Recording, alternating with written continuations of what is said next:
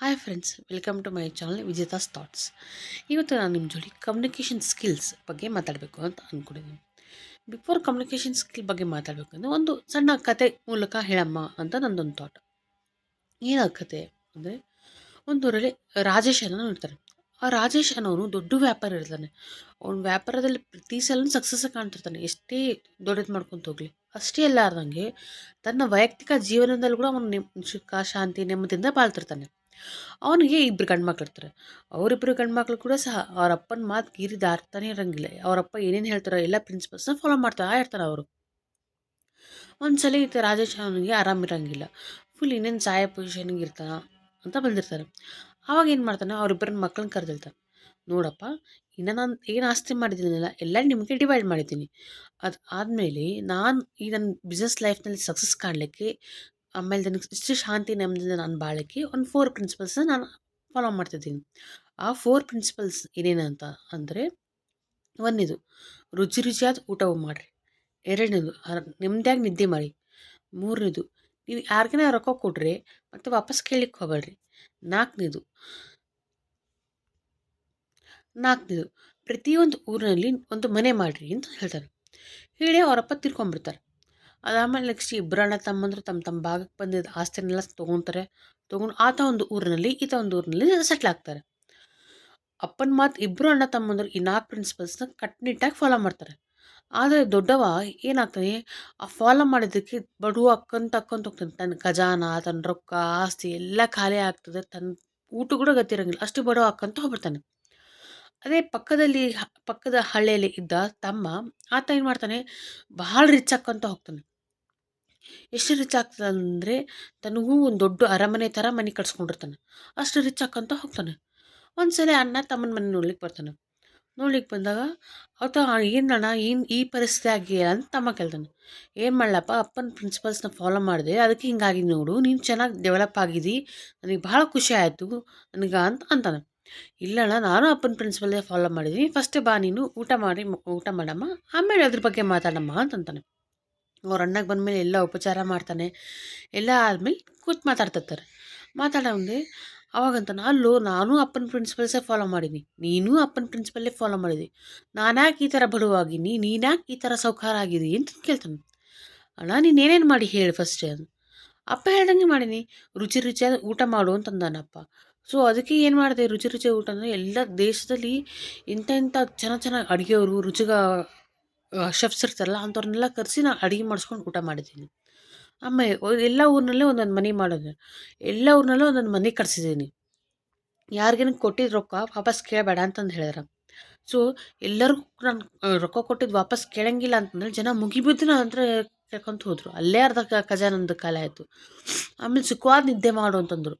ಸುಖವಾದ ನಿದ್ದೆ ಮಾಡಬೇಕು ಅಂತಂತಂದೇಳಿ ಇಂಥದ್ದು ಚಲೋಗಿರೋ ಮಂಚ, ಹಾಸಿಗೆ, ಅದು ಕುಷನ್ ಸೆಟ್ ಇರೋವಂಥದ್ದು ಅಂಥವೆಲ್ಲ ತೊಗೊಂಡು ಇಟ್ಕೊಂಡಿದ್ದೀನಿ. ಹಂಗೆ ಮಾಡಿದ್ದೀನಿ.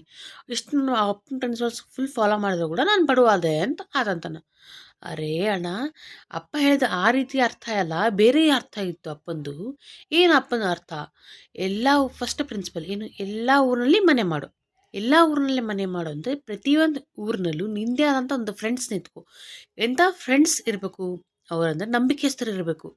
ಅಲ್ಲಿ ಆ ಫ್ರೆಂಡ್ಸ್ ಮನೆಯಲ್ಲೇ ಇಟ್ಕೊಂಡು ನೀನು ಹೋಗ್ತಾ ಬರ್ತಾ ಅಲ್ಲಿ ಆ ಊರಿನಾಗಿರೋ ನೀನು ವ್ಯಾಪಾರ ನಡೆಸ್ಬೋದು. ಆ ಥರ ಒಂದು ಫ್ರೆಂಡ್ ಇರಬೇಕು.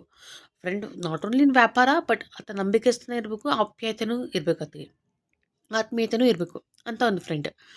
ನೆಕ್ಸ್ಟ್ ಸೆಕೆಂಡ್ ಪ್ರಿನ್ಸಿಪಲ್, ಒಟ್ ರುಚಿಯಾದ ಊಟ ಮಾಡು. ರುಚಿಯಾದ ಊಟ ಯಾವಾಗ ಮಾಡ್ತೀವಿ ನಾವು, ನಮಗೆ ಯಾವಾಗ ಹಸಿವಾಗ್ತದಲ್ಲ, ಹಸಿವಾದಾಗ ತಿಂದಾಗ ಏನು ರುಚಿ ಇರ್ತದಲ್ಲ, ಆ ರುಚಿ ಮಾಮೂಲಿ ಟೈಮ್ಸ್ನಾಗ ನಾವು ತಿಂದರೂ ಕೂಡ ಆ ರುಚಿ ಬರೋದಿಲ್ಲ. ಅದಕ್ಕೆ ನಿಂಗೆ ಯಾವಾಗ ಹಸಿವಾಗ್ತದೆ ಅವಾಗ ಊಟ ಮಾಡು ಅಂತಂದು ಹೇಳಿದ ಅಪ್ಪ. ಮೂರನೇದು, ಸುಖವಾದ ನಿದ್ದೆ ಮಾಡು. ಸುಖವಾದ ನಿದ್ದೆ ಯಾವಾಗ ಮಾಡ್ತೀವಿ ನಾವು ಪೂರ್ತಿ ದಣ್ಕೊಂಡ್ಮೇಲೆ ಅವತ್ತಿನ ದಿವಸ ಪೂರ್ತಿ ವರ್ಕ್ ಮಾಡ್ತೀವಿ, ಟಯರ್ಡ್ ಆಗಿರ್ತದೆ, ತಟ್ಟಂತ ಮಕ್ಕೊಂಡ ತಕ್ಷಣ ನಿದ್ದೆ ಬರ್ತದೆ. ಹಾಗೆ ಆ ಥರ ಅಂದರೆ ಅಷ್ಟು ದಣ್ಕೋಬೇಕು, ಅಷ್ಟು ನೀನು ವರ್ಕ್ ಹಾರ್ಡ್ ಮಾಡಬೇಕು, ವರ್ಕ್ ಲೋಡ್ ಮಾಡಬೇಕು ಅಂತಂತಂದೆ ಅದರ ಅರ್ಥ. ಫೋರ್ತ್ ಪ್ರಿನ್ಸಿಪಲ್ ಏನು, ಕೊಟ್ಟಿರೋ ರೊಕ್ಕ ಕೇಳಬೇಡ ವಾಪಸ್. ಅಂದರೆ ನೀನು ಯಾರಿಗಾನ ರೊಕ್ಕ ಕೊಟ್ಟರೆ ಏನಾದರೂ ಗಿರ್ವಿ ಇಟ್ಕೊಂಡು ಕೊಡು, ಸುಮ್ಮನೆ ಹಾಗೆ ಕೊಡಬೇಡ. ಅಂತ ಹೇಳಿದರು. ಅಂದರೆ ಗಿರಿ ಬಿಡಿಸ್ಕೊಳ್ಳೋಕ್ಕೆ ಅವ ಬಂದು ಹಿಂಗೆ ವಾಪಸ್ ರೊಕ್ಕ ಕೊಡ್ತಾನೆ. ಇದು ಅಪ್ಪ ಹೇಳಿದ ಪ್ರಿನ್ಸಿಪಲ್ಸು. ಅಪ್ಪ ಹೇಳಿದ ಪ್ರಿನ್ಸಿಪಲೇ ಬೇರೆ ಇತ್ತು. ನೀವು ಅರ್ಥ ಮಾಡ್ಕೊಂಡಿದ್ದೇ ಬೇರೆ ಇತ್ತು ಅಂತ ಅಂತಾನೆ. ಆಗ ಅವ್ರ ಅಣ್ಣಗೆ ಹೋಗೋ ಮುಂದೆ ಒಂದು ಸ್ವಲ್ಪ ರೊಕ್ಕ ಕೊಟ್ಟು ಕಳಿಸ್ತಾನೆ. ತಗೋ ಇವತ್ತಿಂದ ಮತ್ತೆ ನ್ಯೂ ಲೈಫ್ ಸ್ಟಾರ್ಟ್ ಮಾಡು ಅಂತ. ಹಂಗೆ ಮತ್ತೆ ನ್ಯೂ ಲೈಫ್ ಸ್ಟಾರ್ಟ್ ಮಾಡಿದಾಗ ಅದೇ ಪ್ರಿನ್ಸಿಪಲ್ಸ್ನ ಮತ್ತೆ ನೀಟಾಗಿ ಫಾಲೋ ಅಪ್ ವರ್ಕ್ ಮಾಡ್ಕೊಂತ ಬರ್ತಾನೆ. ಹಂಗೆ ಫಾಲೋ ವರ್ಕ್ ಮಾಡ್ಕೊಂಡು ಬಂದಂಗೆಲ್ಲ ಅವ್ನು ಸಕ್ಸಸ್ ಕಾಣ್ಕೊತ ಹೋಗ್ತಾನೆ. ಮತ್ತೆ ಅವ್ನು ನಾರ್ಮಲ್ ಪೊಸಿಷನಿಗೆ ಬರ್ತಾನೆ. ಇದು ಒಂದು ಕತೆ. ಈ ಕಥೆಯಲ್ಲಿ ನಾವು ಎಷ್ಟೊಂದು ಅರ್ಥ ಮಾಡ್ಕೊಬೋದು ಸ್ನೇಹಿತರೆ. ಇವಾಗ ನಾವು ಯಾವ್ದಾನ ಒಂದು ಮಾತಾಡ್ತೀವಿ ಅಂತಂದರೆ ಆ ಮಾತಿನ ಅರ್ಥ ಸಂದರ್ಭದ ಬೇಸಿಸ್ ಮೇಲೆ ಇರ್ತದೆ. ಆ್ಯಂಡ್ ಯಾವ ಬೇಸಿಸ್ ಮೇಲೆ ಮಾತಾಡಿದ್ದೀವಿ ಆ್ಯಂಡ್ ಏನು ಮಾತಾಡಿದ್ದೀವಿ ಅಂತಂದು ಇರ್ತದೆ. ಇವಾಗ ಇವಾಗ ಯಾವುದೋ ಒಂದು ವರ್ಡು ಸೇಮ್ ಅರ್ಥ ಸೇಮ್ ಇರ್ಬೋದು. ಬಟ್ ಆ ಅರ್ಥ ನಮ್ಗೆ ಸಂದರ್ಭ ಬೇಸಿಸ್ ಮೇಲೆ ಅದ್ರ ಡೆಫಿನಿಷನ್ಸ್ ಆ್ಯಂಡ್ ಅದರ ಅರ್ಥ ಬೇರೆ ಬೇರೆ ಹಾಕೊಂತ ಹೋಗ್ತದೆ. ಅದೇ ಕಮ್ಯುನಿಕೇಷನ್ ಸ್ಕಿಲ್ಸ್ ಫ್ರೆಂಡ್ಸ್. ಅದನ್ನೇ ಕಮ್ಯುನಿಕೇಷನ್ ಸ್ಕಿಲ್ ಅನ್ನೋದು. ಇವಾಗ ಯಾರೋ ಒಬ್ರು ಏನೋ ಮಾತಾಡಾರ ಅಂದರೆ ಆ ಮಾತಿನ ಮೇಲಿನ ಅರ್ಥ ಅಲ್ಲ ಆಗದಂಗೆ ಆ ಮಾತಿನ ಒಳಗಿನ ಅರ್ಥನೂ ಅರ್ಥ ಮಾಡ್ಕೊಬೇಕು. ಯಾವ ಸಂದರ್ಭಕ್ಕೆ ಅದು ಅರ್ಥ ನಮಗೆ ಹೊಂದುತ್ತೆ ಅನ್ನೋದು ಕೂಡ ನೋಡ್ಕೊಬೇಕು. ಈ ಥರ ಮಾಡ್ಕೊತ ಹೋದಂಗಿಲ್ಲ, ಈ ಥರ ಇನ್ನೊಬ್ರದ್ದು ಮಾತು ಅರ್ಥ ಮಾಡ್ಕೊತ ಹೋದಂಗಿಲ್ಲ, ಅಲ್ಲಿ ಕಮ್ಯುನಿಕೇಷನ್ ಸ್ಕಿಲ್ಸ್ ಡೆವಲಪ್ ಆಕ್ಕಂತ ಹೋಗ್ತದೆ. ಇಫ್ ಸಪೋಸ್ ಯಾರೇ ಆಗಲಿ ಮಾತಾಡ್ತಿದ್ದಾರಾ ಅಂದರೆ ಕಮ್ಯುನಿಕೇಷನ್ಸ್ನ ಒಬ್ರ ಜೋಡಿ ನಾವು ಹೆಂಗೆ ಡೆವಲಪ್ ಆಗ್ತದೆ, ಹೆಂಗೆ ಕಂಟಿನ್ಯೂ ಆಗುತ್ತೆ ಕಮ್ಯುನಿಕೇಷನ್ನು, ಹೆಂಗೆ ಸ್ಮೂತ್ಲಾಗಿ ಹೋಗ್ತದೆ ಅಂದರೆ ಅವ್ರು ಯಾವ ಇಂಟೆನ್ಷನ್ದ ನಮ್ಮ ಜೋಡಿ ಮಾತಾಡ್ಲಿಕ್ಕಿರ್ತಾರಲ್ಲ ಅದೇ ಇಂಟೆನ್ಷನ್ನ ನಾವು ಅರ್ಥ ಮಾಡಿಕೊಂಡು ಅದ್ರ ತಕ್ಕಂಗೆ ನಾವು ರಿಪ್ಲೈ ಕೊಟ್ಟರೆ ಅಲ್ಲಿ ಕಮ್ಯುನಿಕೇಷನ್ಸ್ನ ಸ್ಮೂತಾಗಿ ತೊಗೊಂಡು ಹೋಗ್ಬೋದು. ಇಫ್ ಸಪೋಸ್ ಅವ್ರು ಬೇರೆ ಇಂಟೆನ್ಷನ್ದನೇ ಮಾತಾಡ್ತಿದ್ರು, ನಾವು ಬೇರೆಯೇ ಅರ್ಥ ಮಾಡ್ಕೊಂಡ್ವಿ ಅಂದರೆ ಅಲ್ಲಿ ಕಮ್ಯುನಿಕೇಷನ್ ಡಿಫ್ರೆನ್ಸ್ ಆಗ್ತದೆ. ಅಲ್ಲಿ ಮಿಸ್ಅಂಡರ್ಸ್ಟ್ಯಾಂಡಿಂಗ್ಸ್ ಆ್ಯಂಡ್ ಮಿಸ್‌ರೆಪ್ರೆಸೆಂಟೇಷನ್ಸು ಆಗ್ತಾವೆ. ಅಲ್ಲಿ ನಮ್ಗೆ ಯಾವಾಗ ಮಿಸ್‌ಅಂಡರ್‌ಸ್ಟ್ಯಾಂಡಿಂಗ್ ಆಗ್ತದೋ ಅವಾಗ ಅಲ್ಲಿ ಜಗಳ ಆಯಿತು, ಇನ್ನು ಬೇರೆ ವಾಗ್ಭೇದಗಳಾಯಿತು, ಆರ್ಗ್ಯುಮೆಂಟ್ಸ್ ಅವೆಲ್ಲ ಸ್ಟಾರ್ಟ್ ಆಕ್ಕೊಂತ ಹೋಗ್ತದೆ. ಸೊ ಯಾರೋ ಪರ್ಸನ್ ನಮ್ಮ ಜೋಡಿ ಏನಕ್ಕೆ ಮಾತಾಡ್ಲಿಕತ್ತಾರೆ ಏನಿಲ್ಲ ಅದ್ರ ಅರ್ಥ ನಾವು ಫಸ್ಟ್ ಅರ್ಥ ಮಾಡ್ಕೊಬೇಕು. ಅದ್ರ ತಕ್ಕಂಗೆ ನಾವು ರಿಪ್ಲೈ ಕೊಡ್ಕೊತ ಹೋಗಬೇಕು.